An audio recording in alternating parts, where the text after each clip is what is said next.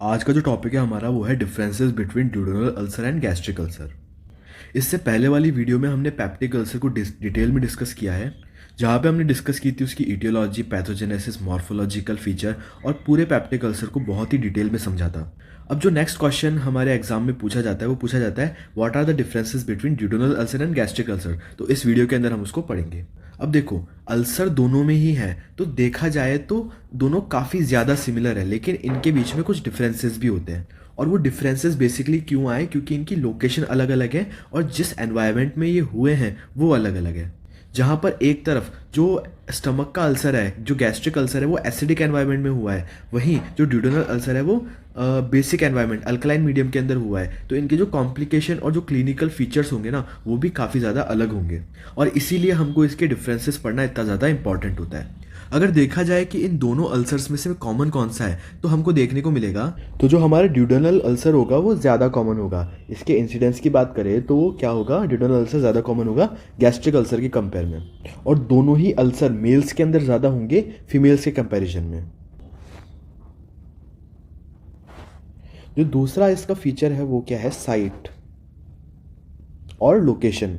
तो जो हमारा ड्यूडेनल अल्सर होगा वो कहाँ पर होगा, anterior wall of the first part of duodenum, यहाँ पर होगा। और जो हमारा गैस्ट्रिक अल्सर है वो कहाँ होगा, वो लेसर कर्वेचर के अंदर होगा और साथ में पाइलोरिक एंट्रम में।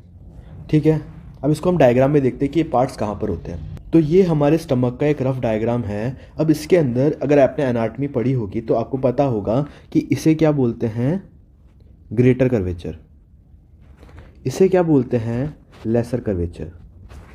और जो स्टमक होता है वो मेनली 3 पार्ट के अंदर होता है, फंडस, बॉडी एंड पाइलोरस।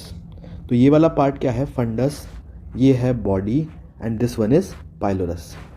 अब जो इसका पाइलोरस भी होता है ना, वो 2 पार्ट के अंदर डिवाइडेड होता है। एक तो होता है पाइलोरस एंट्रम एंड दूसरा होता है पाइलोरस कैनाल। तो इसको भी आप 2 पार्ट्स के अंदर डिवाइड कर सकते हैं। और स्टमक के आगे कंटिन्यूएशन में होता है ड्यूडेनम। ड्यूडेनम सी शेप का होता है। तो जो ड्यूडेनम के 4 पार्ट होते हैं उसमें जो फर्स्ट पार्ट होता है वो यहाँ से लेके यहाँ तक छोटा सा ही होता है, हॉरिजॉन्टल होता है। जो दूसरा पार्ट होता है वो नीचे की तरफ डिसेंड करता है। जो थर्ड पार्ट होता है वो ट्रांसवर्सली मूव करता है और जो फोर्थ वाला पार्ट होता है वो असेंड करता है। तो बेसिकली ये 4 पार्ट है ड्यूडेनम के। तो बेसिकली ये तो हमने समझ लिया इसका एनाटॉमिकल पोर्शन, ताकि आपको कोई दिक्कत ना है। अब एनाटॉमी में आपने एक चीज़ और पढ़ी होगी, गैस्ट्रिक कैनाल, जो कि लेसर कर्वेचर में होती है। जब भी हम खाना लेते हैं तो जो खाना होता है वो इसी गैस्ट्रिक कैनाल के थ्रू होता हुआ, मतलब कैनाल एक तरीके से ग्रूव है ना, उसके अंदर जो फूड है वो स्लाइड होता हुआ स्टमक के अंदर आता है। तो ये जो पार्ट होता है ना लेसर कर्वेचर का, उधर गैस्ट्रिक अल्सर होने के चांसेस बहुत ज़्यादा होते हैं।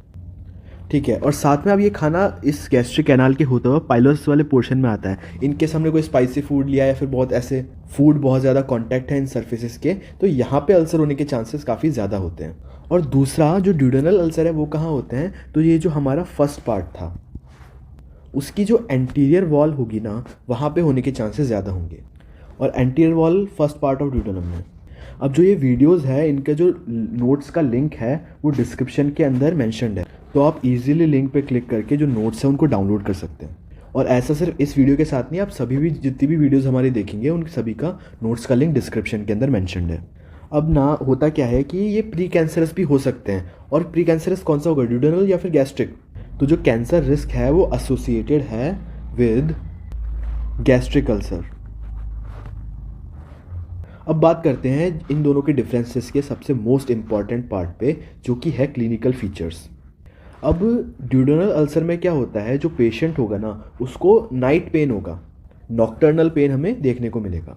अब पेन तो हो रहा है पर इसका इलाज क्या होगा, मतलब कि उसको ट्रीट कैसे किया जाएगा? तो बेसिकली सिंपली अगर आप फूड लेंगे तो उसी से ये पेन रिलीफ हो जाएगा, रिलीव बाय टेकिंग फूड। और ऐसा कुछ भी हमें गैस्ट्रिक अल्सर के केस में देखने को नहीं मिलता है। अब जो अल्सर्स होते हैं उनका एक कॉम्प्लिकेशन होता है ब्लीडिंग।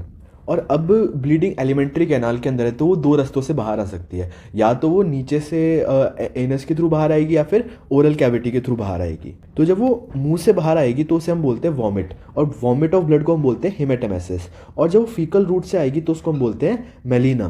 अब आप एक बात बताओ कि जो स्टमक में अंदर अल्सर होगा तो वहाँ से तो वो हेमेटेमेसिस ही होगा, नीचे भी जा सकता है, बट लेकिन चांसेस ज़्यादा किसके होते हैं, हेमेटेमेसिस के होते हैं। तो जो हेमेटेमेसिस है वो मोर कॉमनली गैस्ट्रिक अल्सर्स में देखने को मिलता है। वही बात करें तो अगर अल्सर ड्यूडेनम के अंदर है तो वहाँ से ओरल कैविटी तक पहुँचने में उसे काफ़ी ज़्यादा लंबा रास्ता कवर करना पड़ेगा, बहुत सारे स्पिंक्टर्स वगैरह भी आएंगे। तो जो मोर कॉमन चीज़ हमको देखने को मिलती है वो देखने को मिलता है मेलिना, यानी कि जो ब्लड है वो स्टूल्स के अंदर प्रेजेंट है। होता दोनों के अंदर दोनों चीज़ें ही है, लेकिन अगर हम बात करें कौन सी चीज़ ज़्यादा कॉमन है तो मेलिना तो कॉमन देखने को मिलेगा ड्यूडेनल अल्सर के अंदर, और हेमेटोमेसिस देखने को मिलेगा गैस्ट्रिक अल्सर्स के अंदर। अब जो फिफ्थ और लास्ट पॉइंट है वो क्या है, कॉम्प्लिकेशन। तो दोनों के ही अंदर हमें ब्लीडिंग एज ए कॉम्प्लिकेशन देखने को मिलती है, लेकिन डिफरेंस क्या आता है कि वो कौन सी आर्टरी से ब्लीड कर रही है। तो ड्यूडेनम के अंदर वो आर्टरी हो जाएगी गैस्ट्रोड्यूडेनल आर्टरी, और गैस्ट्रिक अल्सर्स के अंदर वो हो जाएगी लेफ्ट गैस्ट्रिक आर्टरी। अगर आपने एनाटॉमी का थोड़ा बहुत पोर्शन याद हो तो आपको पता है कि जहाँ जहाँ ये लोकेशन अल्सर्स के होते हैं वहाँ पे कौन कौन सी आर्टरी होती है, उन्हीं का मैंने नाम यहाँ पे लिखा है। जैसे कि गैस्ट्रोड्यूडेनल आर्टरी कुछ इस जगह प्रेजेंट होती है तो वही इसको ब्लड सप्लाई भी प्रोवाइड करती है, और वहीं जो लेफ्ट गैस्ट्रिक आर्टरी है वो इसके अराउंड कुछ प्रेजेंट होती है तो वो इसको ब्लड सप्लाई प्रोवाइड करती है। तो अगर अल्सर्स होता है तो ब्लीडिंग के चांसेस इन्हीं आर्टरी से ज़्यादा होंगे, gastroduodenal artery and left gastric artery. अगर आपको हमारा वीडियो पसंद आया तो आप चैनल को सब्सक्राइब कर सकते हैं, वीडियो को लाइक कर सकते हैं, शेयर कर सकते हैं, और जो वीडियो के नोट्स हैं उसका लिंक डिस्क्रिप्शन के अंदर मेंशन है, तो वहाँ पे जाके आप इसको इजीली डाउनलोड कर सकते हैं। धन्यवाद।